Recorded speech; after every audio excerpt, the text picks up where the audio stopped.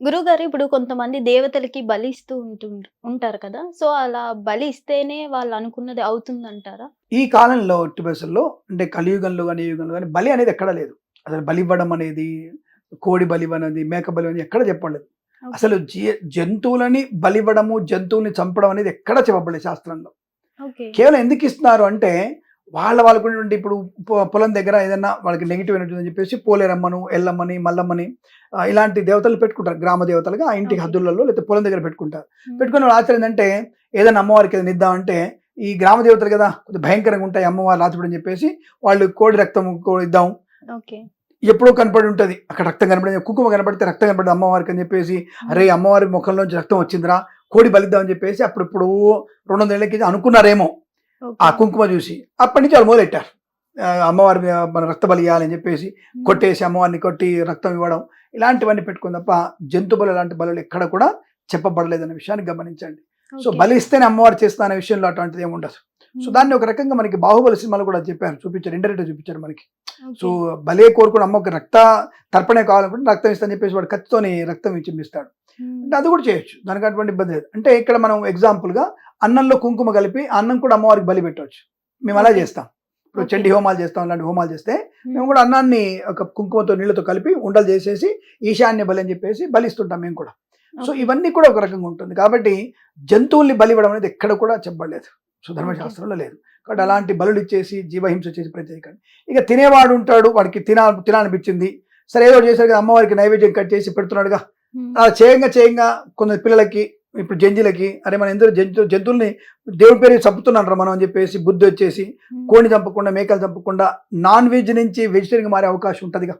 Okay. కాబట్టి maybe అలాంటిది కూడా మనకి జరుగుతున్న కాలక్రమంలో మార్పుల వల్ల హ్మ్. ఇది కూడా జంతు బలి అని చెప్పడం కూడా ఇది విశేషంగా చెప్తున్నాను నేను. కాబట్టి మేబీ అలా పిల్లలకు కూడా నేను నాన్ వెజ్ తినను అనే భావంతో వెజిటేరియన్‌కి మారిపోయి హ్మ్. జంతు బలులు కూడా పూర్తిగా భవిష్యత్తులో ఉండకుండా పోవచ్చు.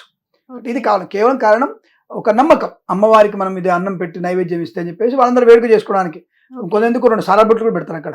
హ్మ్. ఇప్పటికి సారా బాటిల్లు, మందు బాటిల్లు కూడా ఈ సమాధుల దగ్గర ఈ అవును. ఎల్లమ్మకి పెడతా ఉంటారు. హ్మ్. ఎక్కడైనా చూసారా మీరు? ఇది నేను ఒక దగ్గర చూసా నేను. ఒక శివాలయంలో ఎక్కడ ఇది మనకి హ్మ్. అవంతికాపురి, ఉజ్జయిని దగ్గర ఒక శివాలయం ఉంటది. అడవిలో ఒక శివాలయం ఉంటది. ఆ ఓకే. శివాలయంలో మందు బాటిల్ అమ్ముతారక్కడ. మా లాంటోళ్ళకి మనలకు మందు బాటిల్ ఇచ్చేసి అక్కడ పోయి స్వామివారికి అక్కడ మందు బాటిల్ పెడతారు నైవేద్యంగా. ఓకే. అదేం ఆచారం తెల అంటే గిరిజనుల సంప్రదాయ ప్రకారం పెడతారక్కడ. అంటే కల్లు పోస్తారు కదా! అవును. కల్లు పోయడం, సారా పోయడం ఉంది కదా! ఇప్పుడు సారా లేదు కాబట్టి మేము ఒకసారి దర్శనానికెళ్తే చిన్న చిన్న బాటిల్ మాకు అమ్మాయి కింద తెచ్చారు.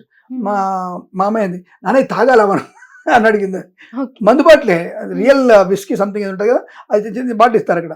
ఉజ్జయినికి దగ్గరలో ఉంది ఆ గుడి ఒకటి. ఉజ్జయిని దగ్గరలోనే ఒక 25 కిలోమీటర్ల దగ్గరలో ఉంటుంది. ఆ గుడికి వెళ్ళాం మేము. ఓకే. చాలా బాగుంటుంది ఆ గుడి. అక్కడ వెళ్ళి ఆయనకి నైవేద్యంగా అదే పెడతారు. అంటే హ్మ్. శివుడి మీద ఏం పోయరు కానీ నైవేద్యంగా పెడతారు ఆయనకి.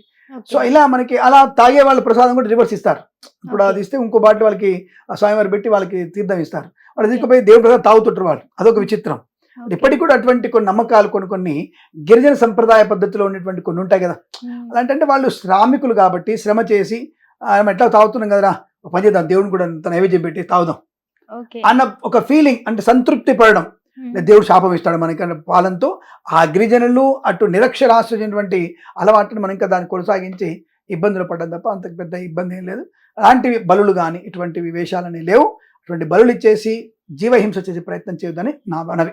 ఒకవేళ బలిస్తే ఎలాంటి నియమాలు పాటించాలంటారు గురుగారు? బలే లేనప్పుడు నియమాలు ఎందుకుంటాయి నాన్న? బలే లేనప్పుడు నియమాలనేవి ఏం లేవు. ఓకే. వీళ్ళు పెట్టుకునే నియమాలు. ఇప్పుడు ఓకే. ధర్మశాస్త్రంలో బలి గురించి ఉంటే నేను చెప్పేవాడిని హ్మ్. నియమాలు. బలి లేనప్పుడు నియమం ఎందుకుంటుంది దానికి? కాబట్టి ఓకే. ఎటువంటి నియమాలనేవి లేవు.